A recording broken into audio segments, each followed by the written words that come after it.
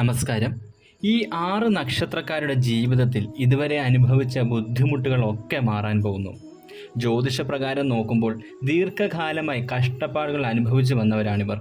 ഇവരുടെ ജീവിതത്തിലെ സകല ദുരിതങ്ങളും ഒഴിഞ്ഞ് ഭാഗ്യമുദിക്കാൻ പോവുകയാണ്. 6 നക്ഷത്രക്കാരുടെ ജീവിതം രക്ഷപ്പെടാൻ പോകുന്നു എന്ന് തന്നെ പറയാം. ഇവരുടെ കഴിഞ്ഞ 10 വർഷമായിട്ടുള്ള കഷ്ടകാലം അവസാനിക്കുകയാണ്.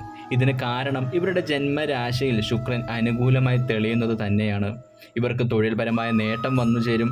ഏറെക്കാലമായി ആഗ്രഹിച്ച് കാത്തിരുന്ന കാര്യം നടക്കാൻ പോകുന്നു. അത് നിങ്ങളുടെ ജീവിതത്തിൽ പുതിയ വെളിച്ചം പകരും. ആരോഗ്യപരമായ ബുദ്ധിമുട്ടുകൾ മാറി ആരോഗ്യം വീണ്ടെടുക്കാൻ സാധിക്കും. കുടുംബത്തിൽ സമാധാനവും സന്തോഷവും ഉണ്ടാകും. ശത്രുദോഷങ്ങൾ നിങ്ങളിൽ നിന്നും വിട്ടകലും. ഏപ്രിൽ 1 മുതൽ ഈ ഒരു ഭാഗ്യം ജീവിതത്തിൽ പ്രകടമാകും.